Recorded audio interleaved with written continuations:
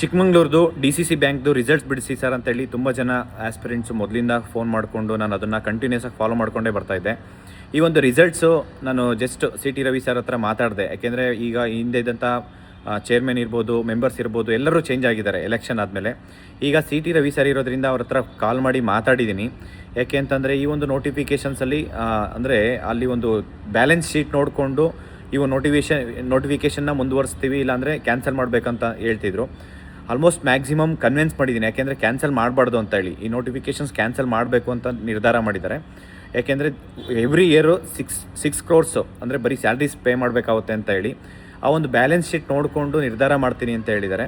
But ಯಾವುದೇ ಕಾರಣಕ್ಕೂ ಈ ನೋಟಿಫಿಕೇಷನ್ಸ್ ಕ್ಯಾನ್ಸಲ್ ಮಾಡಬೇಡಿ ಅಂತ ಹೇಳಿ ಮನವಿ ಮಾಡ್ಕೊಂಡಿದ್ದೀನಿ ಎಲ್ಲ ವಿದ್ಯಾರ್ಥಿಗಳ ಪರವಾಗಿ. ಯಾವುದೇ ಕಾರಣಕ್ಕೂ, ಯಾಕೆಂದರೆ ಎಕ್ಸಾಮ್ಸ್ ಒಂದು ನೋಟಿಫಿಕೇಷನ್ ಆಗಿ ಎಕ್ಸಾಮ್ ಬರೆದು ಸೆಲೆಕ್ಟ್ ಆಗೋಂಥ ಒಂದು ಆಲ್ಮೋಸ್ಟ್ ಎಲ್ಲ ಅಭ್ಯರ್ಥಿಗಳಿಗೆ ಈಗಿರೋ ಸಿಚುವೇಷನಲ್ಲಿ ಯಾವುದೋ ನೋಟಿಫಿಕೇಷನ್ಸ್ ಇಲ್ಲ, ಮತ್ತು ಒಂದು ಜಾಬ್ ತುಂಬ ಇಂಪಾರ್ಟೆಂಟ್ ಇದೆ. ಹಂಗಾಗಿ ಅವರಿಗೆ ತುಂಬ ರಿಕ್ವೆಸ್ಟ್ ಮಾಡ್ಕೊಂಡಿದ್ದೀವಿ ಎಲ್ಲರ ಪರವಾಗಿ, ಯಾವುದೇ ಕಾರಣಕ್ಕೂ ಕ್ಯಾನ್ಸಲ್ ಮಾಡಬಾರ್ದು. ಯಾಕೆಂದರೆ ನಾನು ಅವ್ರಿಗೆ ಹೇಳಿದ್ದೆ ಲಾಸ್ಟ್ ಒಂದು 15 ದಿನದಲ್ಲಿ ಏನಾದರೂ ರಿಸಲ್ಟ್ಸ್ ಬಂದಿಲ್ಲ ಅಂತಂದರೆ ನಾನು ಚಿಕ್ಕಮಂಗ್ಳೂರಲ್ಲಿ ಒಂದು ಎಲ್ಲ ವಿದ್ಯಾರ್ಥಿಗಳು ಸೇರಿಸ್ಕೊಂಡು ಈ ಒಂದು DCC ಬ್ಯಾಂಕ್ ರಿಸಲ್ಟ್ಸ್ ಬಿಡಬೇಕು ಅಂತ ಹೇಳ್ಬಿಟ್ಟು ಹೋರಾಟ ಮಾಡ್ತೀವಿ ಅಂತೇಳಿ.